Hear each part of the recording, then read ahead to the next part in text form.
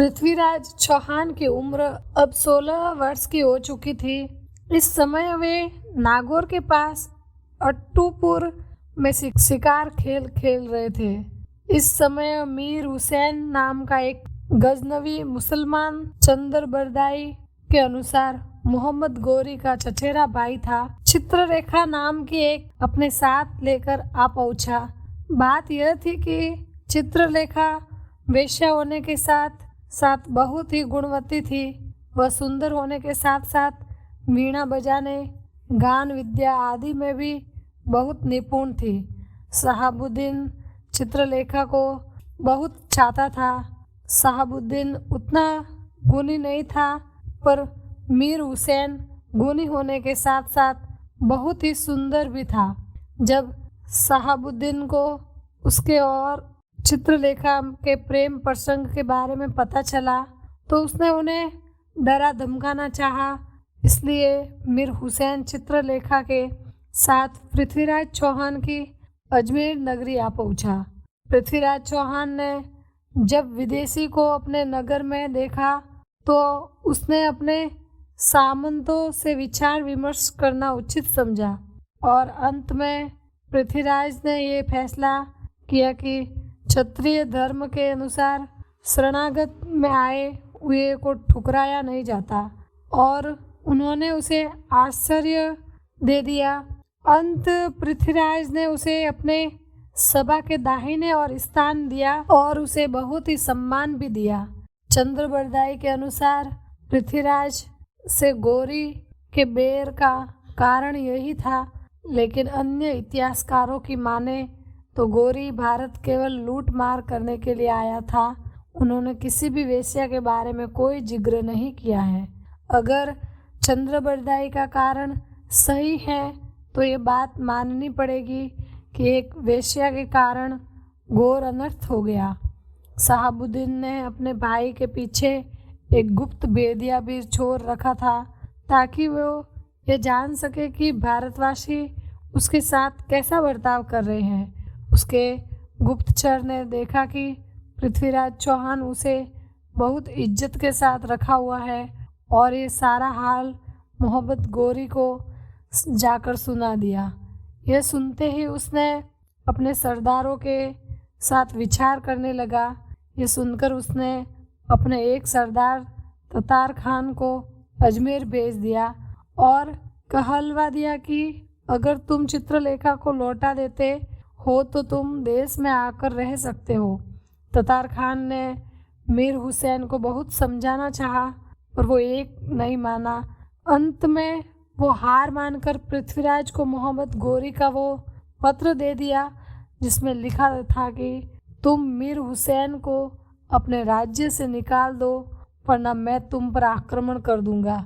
इतना सुनते ही पृथ्वीराज चौहान के साथ साथ सारे सामंत क्रोधित हो उठे और एक स्वर में कह उठे, शरणागत को त्यागना छात्र धर्म के विपरीत है।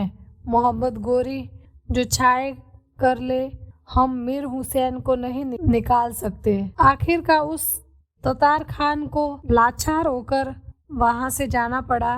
वह गजनी पहुंचकर सारा हाल गोरी को सुनाया।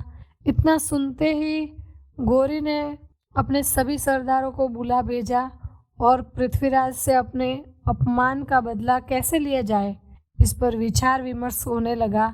ततार खान ने भारत पर आक्रमण करने की राय दी, पर इस पर खुरासान ने ये राय दी कि हम भारत को जानते नहीं हैं, इसलिए हम इस समय आक्रमण करना उचित नहीं होगा, क्योंकि शत्रु को जाने बगैर युद्ध करने में कोई बुद्धिमानी नहीं है।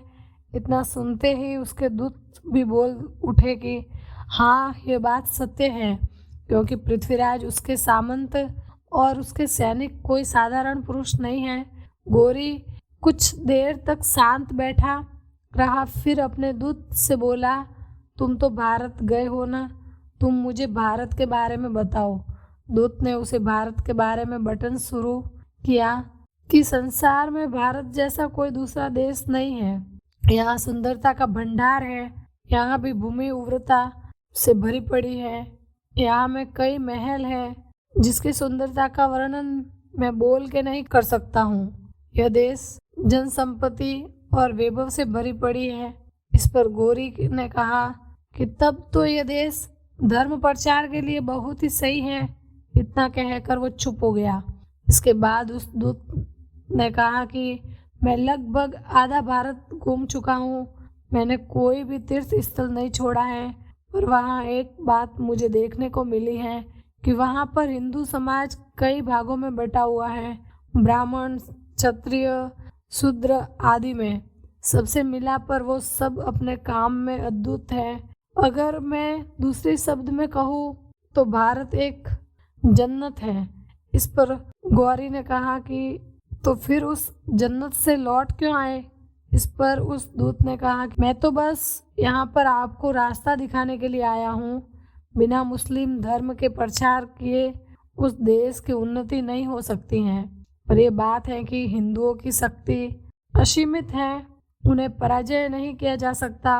वहाँ की प्रजा तो अपने राजा के प्रति इतनी भक्त है कि उसके एक आदेश से वो जहर तक पी लेती हैं।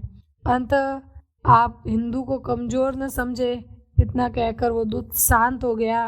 गौरी ने कहा कि मानता हूँ कि ये सब ठीक है, पर हिंदुओं में जितनी वीरता है उतनी ही उनमें फूट भी भरी पड़ी है।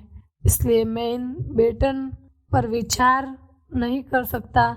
विचार करने की बात तो यह है कि कासिम ने केवल 20 वर्ष की उम्र में ही हिंदुओं पर विजय प्राप्त की थी। महमूद ने भारत पर 18 बार आक्रमण किया, तब हिंदुओं की ताकत कहाँ चली गई थी? उनके पास ताकत अवश्य थी, पर कुसंगत और कुविचार उनमें उस समय भी भरी पड़ी थी। कासिम में जब देवलपुरी पर आक्रमण किया था, तब हिंदुओं ने कहा था कि जब तक उनके मंदिर पर ध्वजा लहराती होगी तब तक उन्हें कोई नहीं हरा पाएगा।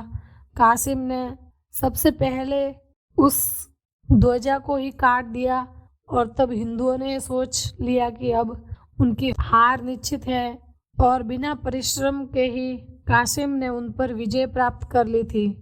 इतिहास से यह साबित होता है कि हिंदुओं को हराया जा सकता है और भारत मुसलमान धर्म प्रचार संभव है।